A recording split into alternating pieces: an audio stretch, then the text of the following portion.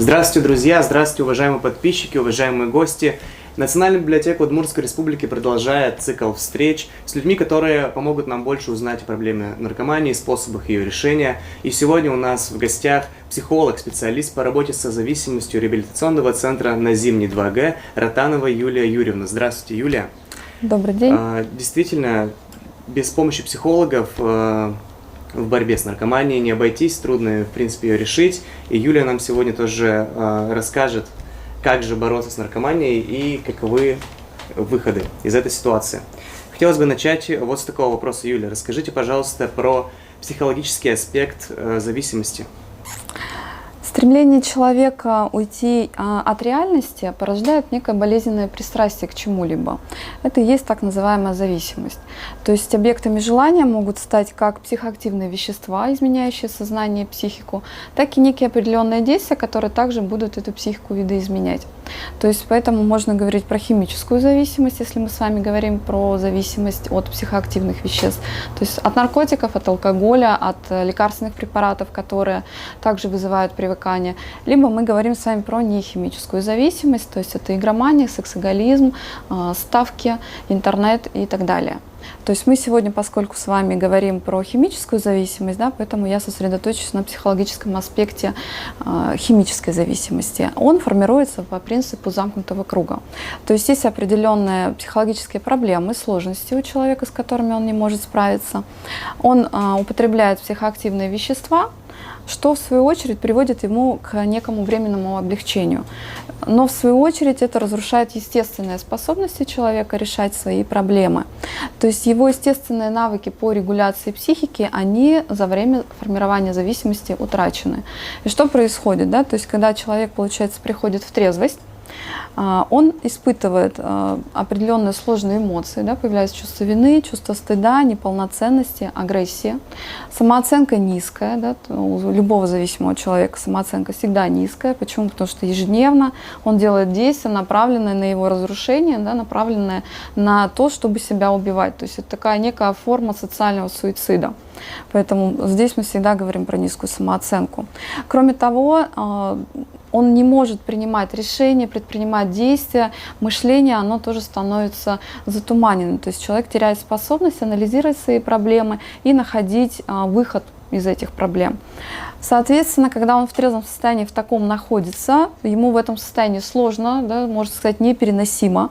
И очень быстро он вновь возвращается к психоактивным веществам, которые помогают ему регулировать свои эмоции, которые помогают ему как-то стабилизировать свою самооценку, начать принимать решения, делать действия, да, каким-то образом хотя бы получать интерес в жизни, потому что за время употребления ценности смещаются, и единственной ценностью остается употребление. Да. И вот теперь представьте, если человек еще и отказался от употребления, ценности уже все ушли, утрачены, соответственно, интересов нет, и смысла жизни он просто пропадает. А вернувшись опять к употреблению, опять появляется какой-то стимул, какой-то интерес. Соответственно, если мы с вами говорим про процесс психологического выздоровления, то прежде всего он будет как раз-таки заключаться в том, чтобы человек вновь начал восстанавливать свои навыки по психической регуляции и избавлялся вот от тех непереносимых психологических состояний, от которых он, собственно, избегает в употреблении психоактивных веществ.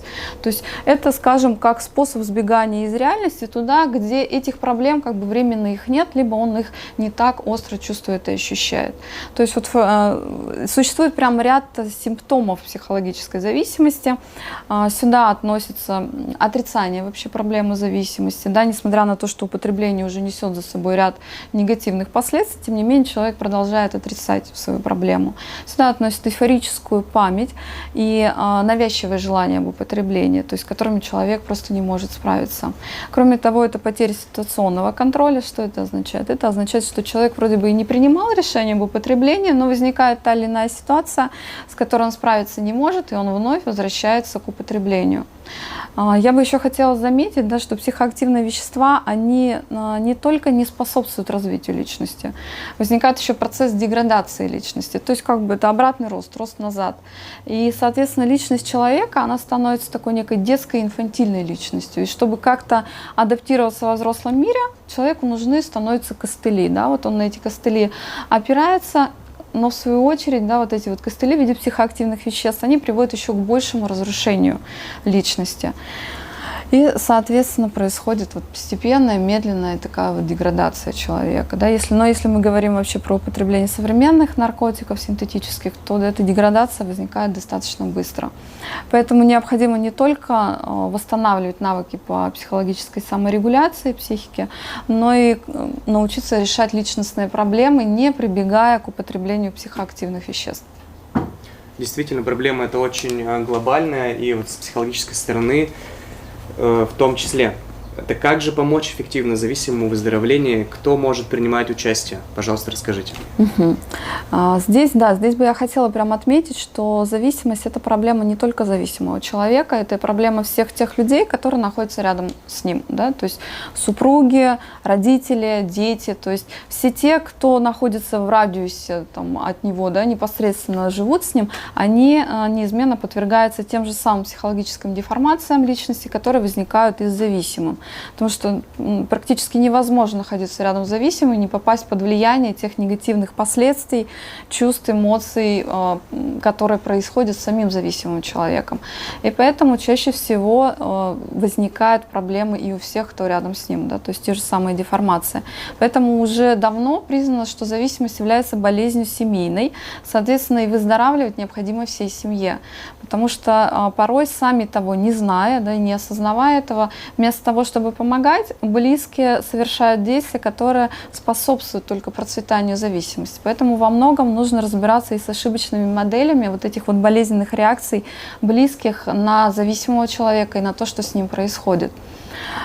Поскольку зависимость, на самом деле, без созависимости она существовать не может. Она поддерживается созависимостью. Да? Они так вот прям рука об руку идут вместе и даже имеют ряд общих симптомов.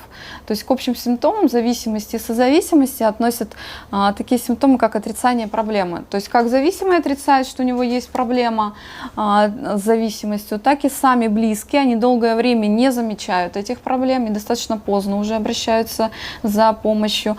Но впоследствии они отрицают и свои проблемы, да, тем самым потом зависимый человек, он ведь выходит в ту же самую среду, и своими действиями, да, своими старыми ошибочными моделями поведения, они неосознанно провоцируют зависимого к возврату, к употреблению. Но это вопрос достаточно глубокий, и я прям, да, призываю близких прям ознакомиться с тем, что делать нужно, что делать не нужно, для того, чтобы действительно быть поддержкой, а не помогать процветать зависимости. Кроме того, еще общими симптомами, например, являются вот эта вот душевная боль, страдания, стыд, вина, агрессия, низкая самооценка, потеря контроля. То есть вот зависимый человек, он теряет контроль над своей жизнью, над своим употреблением.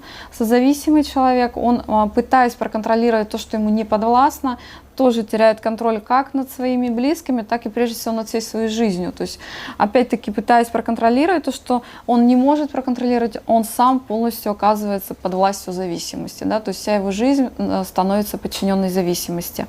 Ну и еще другой момент, да, который тоже ярко проявляется как у зависимых, так и у созависимых.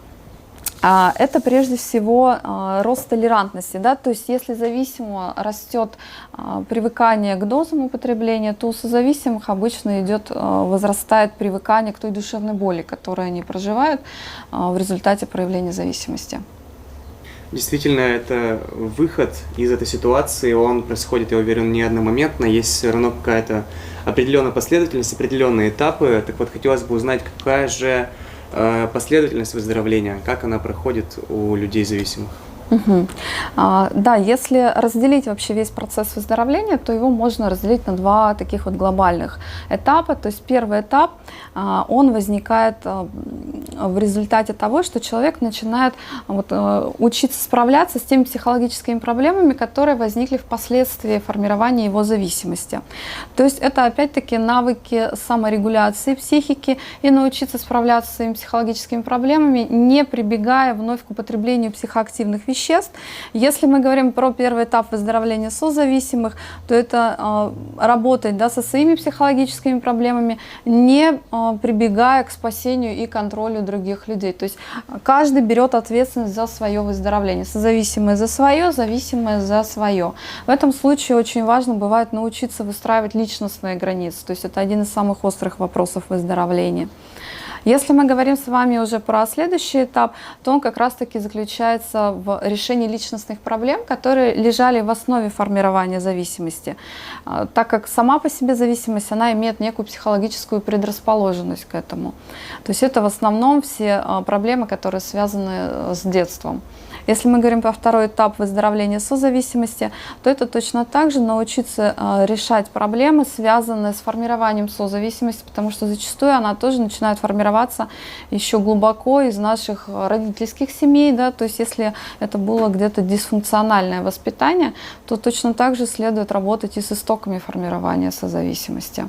А вообще тот момент тоже хотелось бы отметить, что выздоровление как созависимости, так и зависимости, они должны протекать параллельно. Потому что по факту это две медали, две стороны, точнее, одной медали. Соответственно, и выздоровление, оно должно идти вместе. Действительно, очень такой большой глобальный психологический аспект зависимости, и мы благодарны Юлии Юрьевне за то, что она нам помогла раскрыть его и просветить нас и всех зрителей насчет этой проблемы. Ну что ж, друзья, мы завершаем нашу встречу. Большое спасибо еще раз Юлии Юрьевне, спасибо большое всем, кто нас смотрел. Берегите себя, всего доброго и будьте здоровы.